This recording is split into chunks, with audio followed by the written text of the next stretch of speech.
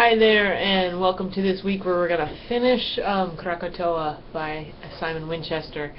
Thank you for making it through this book. One of the things we talk a lot about at this college is getting students to read books, full, real books that might be beyond their normal purview.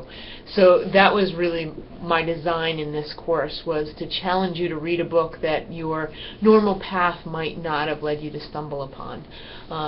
And I think you notice as you finish this book that there are so many ways to weave this narrative and this event into a study of world history, because you have so many things going on here.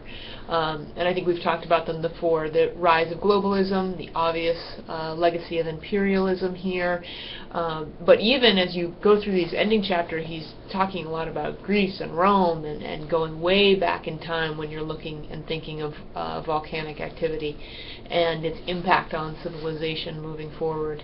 And then, of course, we end with the rise of Islamic fundamentalism in Indonesia, which many people don't realize is actually the most populous Muslim state in the world. So it is a pretty fascinating kind of tie-in with so many connections.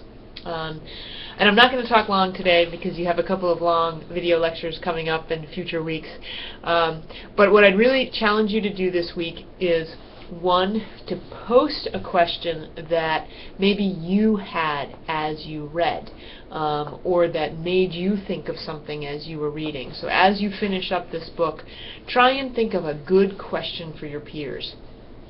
It could be a question that asks them to do a little bit of research and then come up with the answer. It could be a question that asks them to think critically about what we've read.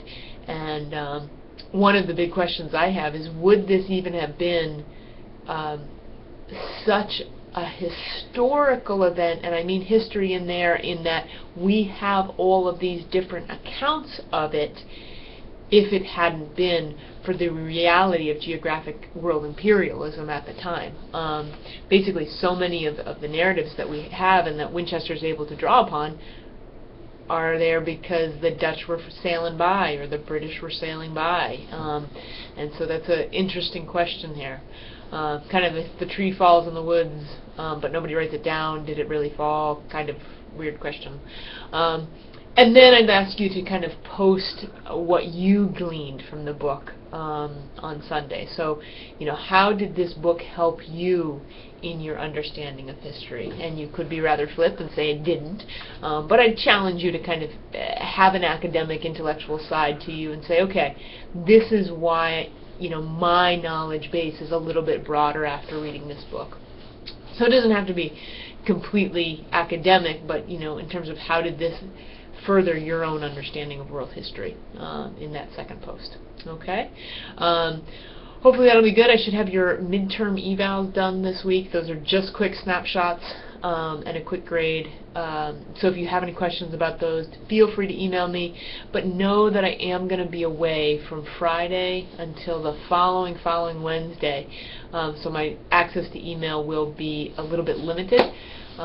You'll also notice I'm typing on my tablet, so I'll misspell things. It's just because I don't have a mouse and a nice thing, but I'll try and be as active as in the course as I usually am. All right, thanks so much. Bye-bye.